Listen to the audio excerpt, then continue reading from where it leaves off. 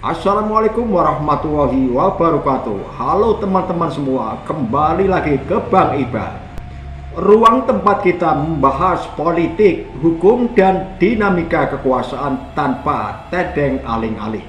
Malam ini ada satu pertanyaan besar yang kembali menggema. Ada apa dengan reformasi Polri?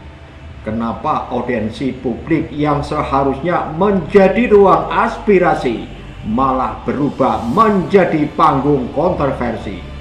Dan mengapa beberapa tokoh termasuk Roy Suryo, Dr. Tifa, dan Rismond ditolak masuk dalam forum yang mengatasnamakan percepatan reformasi? Mari kita bedah dengan kepala dingin, analisa tajam, dan sudut pandang kritis seperti biasanya.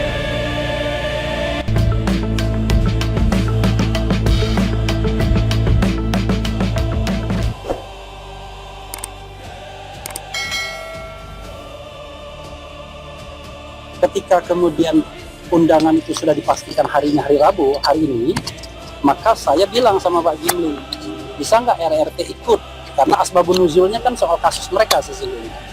Silakan, kan kamu yang menentukan. Ya ajak aja, yang lainnya terserah. Ya sudah, akhirnya maka RRT plus yang ada di kemarin tempat itu ya. Nah, maka kita datang ke sini. Rupanya last minute, sebenarnya malam, Pak Jimli WA saya mengatakan bahwa RRT tidak boleh masuk karena dalam status tersangka. Saya sengaja tidak kasih tahu mereka karena saya menganggap ini apa-apaan. Ini kan lembaga aspirasi. Masa belum apa-apa sudah menghukum orang?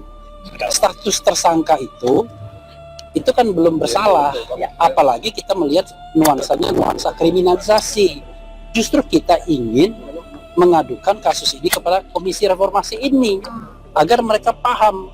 Masa yang begini ini 12 tahun ancamannya kan sampai itu, ya kan? Nah, itulah sebabnya. Nah, ketika datang untuk kaget Pak Jimli, saya mohon maaf untuk itu ya. Kalau memang didengar Pak Jimli, saya mohon maaf. Lalu rupanya dikasih pilihan, apakah keluar atau duduk di belakang. Jadi alhamdulillah sesuai dengan tadi yang disampaikan oleh Mas Refli Harun ya. Jadi Mas Refli Harun menyatakan sendiri bahwa beliau bukan juru bicara ya hari ini, bukan juga sebagai tim lawyer, tapi adalah sahabat selaku civil society yang berniat membantu kami. Siapapun yang berniat membantu kami itu adalah kami terima dengan baik ya, dan kami husnuzon saja, kami berduga baik. Jadi ketika ada undangan dari Mas Refli kepada kami tim RRT yang nanti akan sambung oleh yang lain, kami senang ya, dan kami mengapresiasi itu. Jadi kehadiran kami itu tanpa kemudian mengecilkan semua tim yang ada dan tanpa kemudian menafikan segala yang ada. Makanya kami datang atas nama pribadi RRT dan atas nama Bang RH dan kemudian teman-teman lain secara pribadi dan secara pertemanan.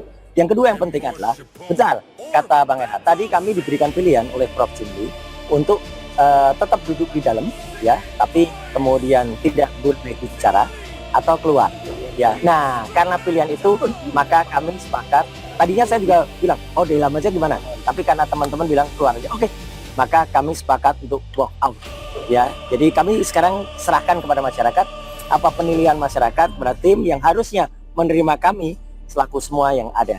Dan kami sebenarnya juga tidak nyaman kalau kemudian kami keluar. Kenapa? Di dalam juga ada yang ada hubungan langsung dengan pelapor gitu loh. Oh, iya. Jadi saudara lawyer yang namanya Otto Hasibuan itu ada di dalam. Meskipun Otto Hasibuan itu adalah anggota tim dari informasi, tapi kan harusnya juga tahu diri bahwa dia sebenarnya adalah bagian dari tim itu. Jadi saya kira itu aja. Jadi kami keluar itu karena WO ya, kami walk out, kami memutuskan bahwa kami keluar. Kami diberi kesempatan untuk duduk di dalam. Jadi pertandingan belum dimulai. Ya, kami menyatakan, kami bersikap, kami keluar. Sekian, terima kasih. Wassalamualaikum warahmatullahi wabarakatuh. Salam. Kita tidak menerima yang statusnya tersangka. Begitu. Supaya apa? Supaya kita fair. Bicarakan bagaimana memperbaiki kepolisian dengan kasus ijazah palsu. Boleh, silakan. Cuma orangnya nggak usah hadir. Saya sampaikan begitu. Nah, ternyata kalau menurut dia tadi, dia tidak beritahu mereka ini ya pejuang. Iya kan, sebagai pejuang, oh dia nggak mau keluar. WO gitu loh. Saya ya sebagai ketua komisi, saya menghargai sikap dari Refli Harun, itu aktivis sejati. Memang mesti begitu, dia tegas. Nah, saudara, hari ini kami mengadakan sekali lagi pertemuan pendapat umum dengan beberapa ormas, ya, salah satunya YouTuber, pepabri, bebar ya, tokoh-tokoh. Cuman Pak Sunarko yang tidak hadir, tapi yang lain jenderal-jenderal hadir, dan juga YouTuber, tokoh terkenal Refli Harun dan kawan-kawan. Masing-masing ini mengajukan surat permohonan untuk audiensi. Nah, salah satunya dari Refli Harun dan kawan-kawan. Ya, ada surat. Nah, atas dasar surat permohonan itulah kami gabung dalam satu forum ini untuk ya mengadakan rapat dengar pendapat. Ya kan? Nah, tapi khusus untuk Pak Refli dan kawan-kawan, nama yang datang tadi ternyata tidak sama dengan daftar surat yang diajukan kepada kami, dan rupanya daftar namanya setelah dikonfirmasi kemarin itu ada nama-nama yang berstatus tersangka. Tanpa pertanyaan ya, langsung. Jadi benar dikatakan Pak Roy Suryo dan Bang Refli bahwa kami tadi sudah masuk, tetapi ada dua opsi, diminta keluar langsung atau berada di barisan belakang tapi tidak ngomong. Kami kan di sini bukan untuk menjadi penonton, Profesor Jimli, ya kan?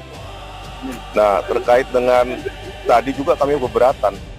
Kenapa kalau kami bawa ini kasus kriminalisasi terhadap kami, akademisi, peneliti, dan aktivis, di situ ada juga Profesor Otto Hasibuan yang dari kantor pengacaranya mendampingi atau menjadi PH dari pelapor Joko Widodo, ya. Jadi itu tidak fair.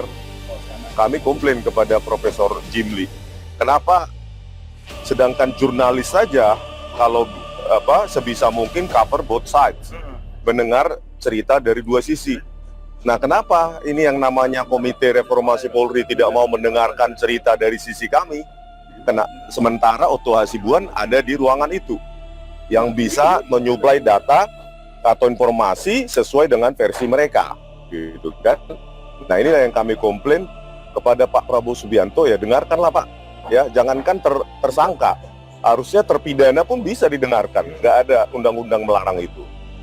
Yang kedua, kami tadi juga menyerahkan Jokowi White Paper ya kepada 11 komisioner, masing-masing satu.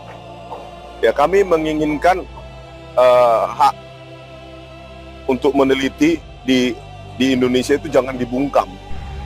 Audiensi Komisi Percepatan Reformasi Polri yang digelar di Stik PT IKA sebenarnya diharapkan menjadi ruang terbuka tempat publik bisa menyampaikan pendapat mengenai masa depan kepolisian.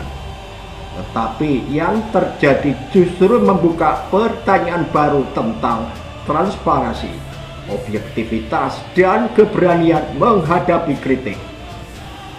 Refli Harun datang dengan daftar 18 nama, tetapi di luar itu ia menambahkan 3 nama yang kini sedang menghadapi proses hukum: Roy Suryo, Dr. Tifa, dan Rismon.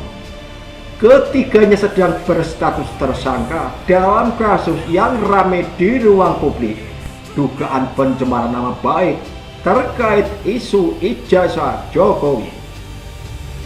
Langkah Refli menghadirkan mereka bukan tanpa alasan. Dalam pandangannya, audiensi adalah ruang aspirasi, bukan ruang penghakiman. Status tersangka bukanlah status bersalah. Bahkan dalam presumpsi hukum yang dianut Indonesia, tersangka tetap memiliki hak bicara dalam forum publik.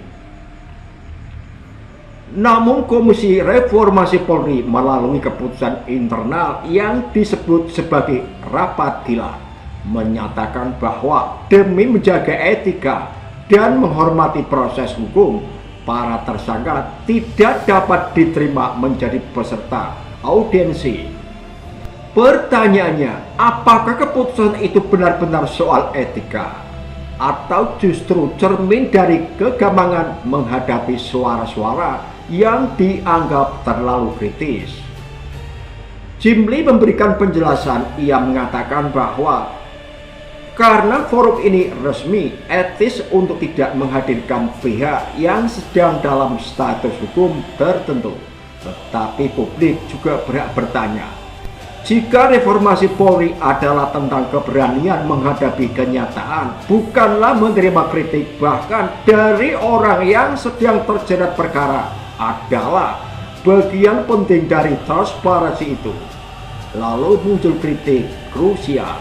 Jimli akhirnya memberikan opsi bahwa mereka boleh masuk tetapi tidak boleh bicara. Dan inilah yang memicu walkout. Karena apa gunanya hadir jika suara Anda dibungkam? Roy Suryo dan kawan-kawan memilih keluar karena bagi mereka ini bukan tentang kursi, bukan tentang formalitas, tapi tentang hak bicara, hak menyampaikan pandangan dalam forum publik. Dan keputusan walkout ini memunculkan reaksi luar biasa. Publik terbelah. Ada yang mendukung langkah komisi, ada yang menyebut keputusan itu kontraproduktif terhadap semangat reformasi. Dalam demokrasi, tidak semua pendapat harus disukai.